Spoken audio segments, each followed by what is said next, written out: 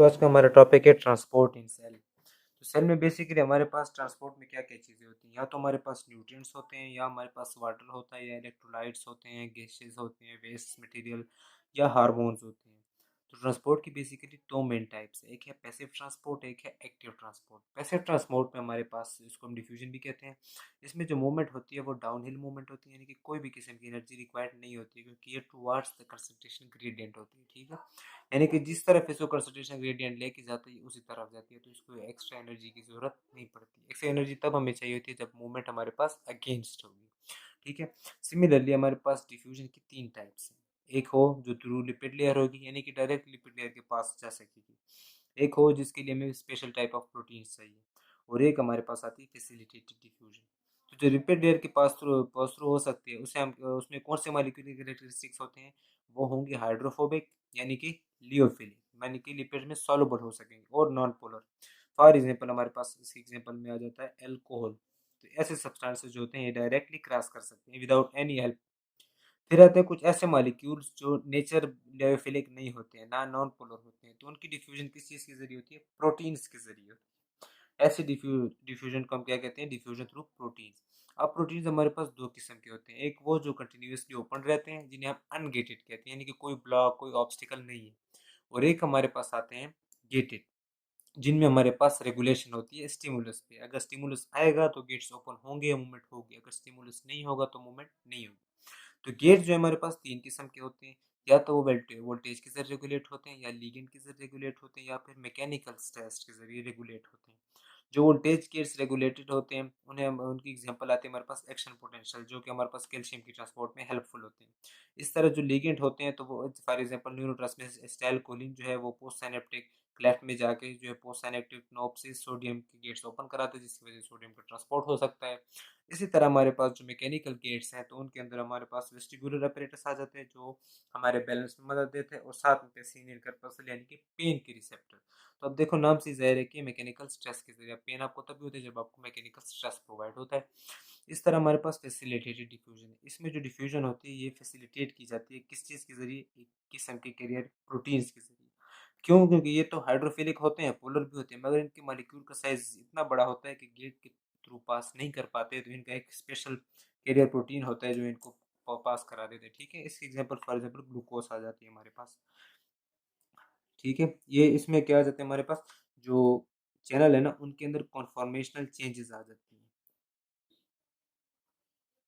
ये conformational changes क्या करती हैं, ये हेल्प करती हैं उस मॉलिक्यूल के ट्रांसफर में अक्रॉस द मेम्ब्रेन। ठीक है, फिर आ जाते हैं हमारे पास एक्टिव ट्रांसपोर्ट। तो एक्टिव ट्रांसपोर्ट जो हमारे पास ये एक किस्म की अपहिल मूवमेंट है। ठीक है, पहली बात।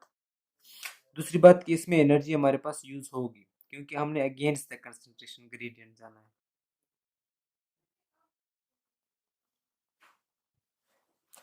इसी तरह हमारे पास एक्टिव ट्रांसपोर्ट की भी टाइप्स हैं, जिस तरह हमारे पास पैसिव ट्रांसपोर्ट की, तो इसके हमारे पास दो मेन टाइप्स हैं। ठीक है, primary active transport and secondary active transport. Primary active transport, इस टाइप ऑफ ट्रांसपोर्ट में क्या हो जाता है, हमारे पास जो एटीपी होता है वो डायरेक्टली यूज होता है, और जो पोर्ट यूज होता है, यानी कि जिस पंप के जरिए गुजरते हैं उसे हम कहते हैं यूनिपोर्ट। यानी कि ये एक वक्त में एक ही मॉलिक्यूल को क्रॉस करा सकते हैं, और किस तरफ क्रॉस कराएगा, अगेंस्ट द कंसंट्रेशन ग्रेडियंट, क्योंकि ये हमारे पास पंप होगा। ठीक है, पंप का मतलब जहां भी यूज होगा आप समझ जाने की ये एनर्जी यूज करेगा। सेकेंड टाइप इसकी आती है हमारे पास secondary active transport. Secondary active transport. ठीक है, ये हमारे पास एटीपी डायरेक्ट यूज नहीं करता, एटीपी इनडायरेक्टली यूज करता है। ये हमारे पास एक इसकी करेक्टरिस्टिक है। दूसरी करेक्टरिस्टिक्स क्या है कि इसके अंदर हमारे पास बाईपोर्ट्स होते हैं।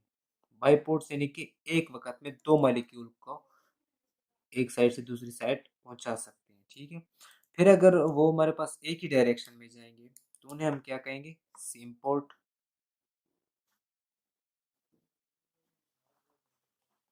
और अगर हमारे पास ऑपोजिट डायरेक्शन में जाएंगे तो फिर हम इसे क्या कहेंगे,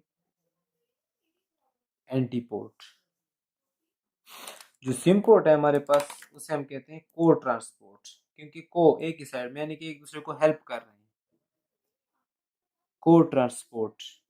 और जो हमारे पास एंटीपोर्ट है उसे हम काउंटर ट्रांसपोर्ट भी कहते हैं। काउंटर मीन अगेंस्ट, ठीक है। आप सिमपोर्ट का कंसेप्ट समझिए कि सिमपोर्ट के पहले मैं एग्जांपल लिख रहा हूँ। इसकी एग्जांपल आती है, मोस्ट कॉमन है सोडियम विथ ग्लूकोज, जबकि एंटीपोर्ट के मोस्ट कॉमन एग्जांपल है सोडियम अगेंस्ट कैल्शियम। अब फॉर एग्जांपल देखिए, सिमपोर्ट में हमारे पास दोनों एक ही डायरेक्शन में जा रहे हैं, यानी कि सोडियम भी उसी डायरेक्शन में जा रहे हैं जिस साइड में हमारे पास ज़्यादा यूज़ हो रहे हैं, ठीक है। दोनों यानी कि अपहिल मूवमेंट जा रही है। अब एक की मूवमेंट जो होगी वो दूसरे के लिए फैसिलिटेट कर देगी, एनर्जी प्रोवाइड कर देगी, तो दूसरे की मूवमेंट आसान हो जाएगी। अब जो पहले वाले ने जो मूवमेंट के ज़रिए एनर्जी प्रोड्यूस की है, दूसरा वाला उस एनर्जी को यूज़ करता है, ठीक है। इसको हम कहते हैं direct indirect use of ATP. इसी तरह एंटीपोर्ट में क्या होता है कि एक हमारे पास पैसिवली जाता है, एक हमारे पास एक्टिवली जाता है। पैसिवली जाते हुए वो एनर्जी रिलीज कर जाता है, जो कि एक्टिवली दूसरा एनर्जी वो एक्सेप्ट करके उस जगह से ट्रांसफॉर्म हो सकता है, आसानी से गुजर सकता है। तो इन केसेस को हम क्या कहते हैं, सिम्पोर्ट एंड एंटीपोर्ट, ठीक है। इसमें एनर्जी जो है वो एटीपी से डायरेक्ट, एटीपी से नहीं बनाई, बल्कि इन दोनों के मूवमेंट की वजह से जो कंसंट्रेशन ग्रेडियंट बना है, जिसकी वजह से एक पोटेंशियल ग्रेडियंट भी बना है जो हमें एनर्जी देगा, ठीक है। फॉस्फेट ग्रुप देगा हमें, जिसकी वजह से हम एटीपी के जरिए में एनर्जी मिलेगी, हाइड्रोलाइज हो जाएगा। तो ये हमारे पास एग्जांपल थी सेकेंडरी एक्टिव ट्रांसपोर्ट की। अब देखें, जो हमने शुरू में क्या किया था कि एक्टिव ट्रांसपोर्ट में अपहिल मूवमेंट होती है, ठीक है। मगर यहाँ कर हमें पता चला कि डाउन हिल मूवमेंट भी होती है। एक मालिक्यूल की मूवमेंट क्या हो रही है, डाउन हिल हो रही है इस केस में, ठीक है ना। तो आज इस लेक्चर में क्वेश्चन ये है कि then what is the difference, what is the difference between facilitated diffusion and secondary active transport की टाइप कौन सी वाली, एंटीपोर्ट, ठीक है, एंटीपोर्ट। तो नेक्स्ट लेक्चर में आप इसका आंसर देखेंगे, और अगर आपके पास है तो आप कमेंट कर दीजिएगा, ठीक है, जिस तरह आपने पिछले लेक्चर में भी कमेंट किया था अगर आपको आंसर मालूम था। तो ये हमारे पास क्या चीज़ बताएंगे कि देखें, एंटीपोर्ट में भी एक डिफ्यूजन के जरिए जा रहा था, कैरियर प्रोटीन लेके जा रहे थे, मॉलिक्यूल का साइज भी बड़ा था। इसमें भी वैसा ही हो रहा है। तो आप बता सकते हैं कि इनमें क्या डिफरेंस है? अगर आप बता सकते हैं तो आप कमेंट कीजिए अपना आंसर, ठीक है। नहीं तो आप नेक्स्ट लेक्चर का वेट कीजिए। अब मैं थोड़ा सा इधर एक स्ट्रक्चर टाइप आपको बता के दिखाता हूँ। फॉर एग्जाम्पल, ये मेरे पास है प्राइमरी एक्टिव ट्रांसपोर्ट, ठीक है। इसमें फॉर एग्जांपल हम यहाँ पर डिस्कस करते हैं, यहाँ पर एग्जांपल लिख लेते हैं, सोडियम पोटाशियम पंप। मैं इधर सोडियम पोटाशियम पंप को थोड़ा एक्सप्लेन कर देता हूँ। इसमें क्या होता है, देखिए, ये हमारे पास है क्या, पंप, ठीक है।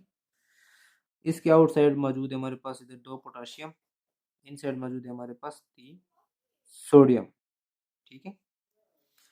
इसमें आ जाती है चेंज, चेंज आती है, तो ये जो मॉलिक्यूल्स हैं जो इनसाइड पे थे वो अब आउटसाइड पे हो जाएंगे, यानी कि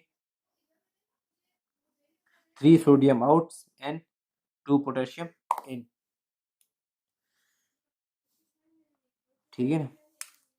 ये वाला एरिया क्या है हमारे पास, outside, and this one inside.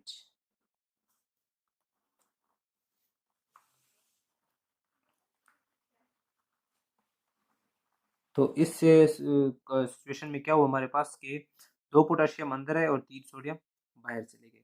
तो नेट चेंज क्या है हमारे पास, इलेक्ट्रोकेमिकल नेट चेंज हमारे पास क्या है, जो सेल की मेम्ब्रेन की नेगेटिविटी है वो बढ़ गई, ठीक है। नेगेटिविटी जो है वो हमारे पास इंक्रीज कर गई है, सेल की नेगेटिविटी इंक्रीज कर गई। क्यों? क्योंकि ओवरऑल जो मॉलिक्यूल की मूवमेंट है वो आउटवर्ड है, ठीक है। यहाँ मैं लिख देता हूँ,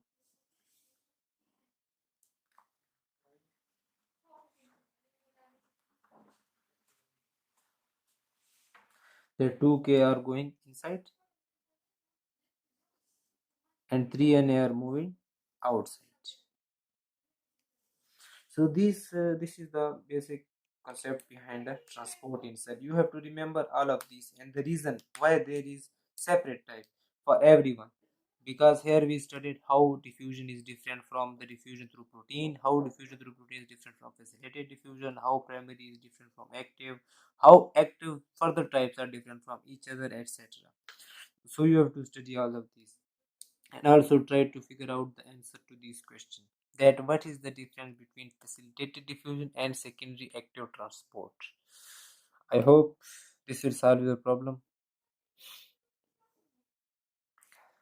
Active transport and passive transport. So in next lecture we will discuss about,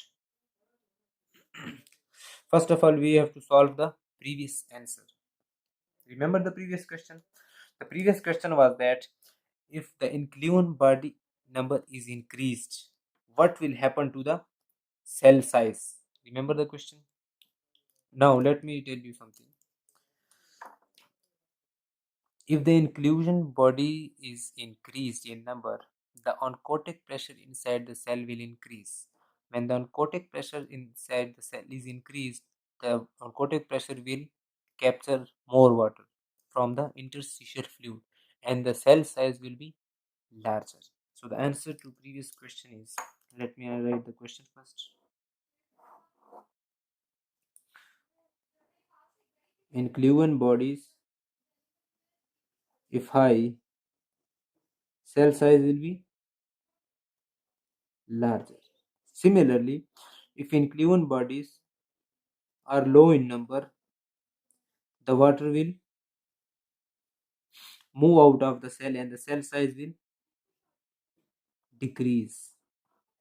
So remember, this is one of the most important question and function of inclusion body present inside the cell. Okay, thank you and have a nice day. Allah Hafiz.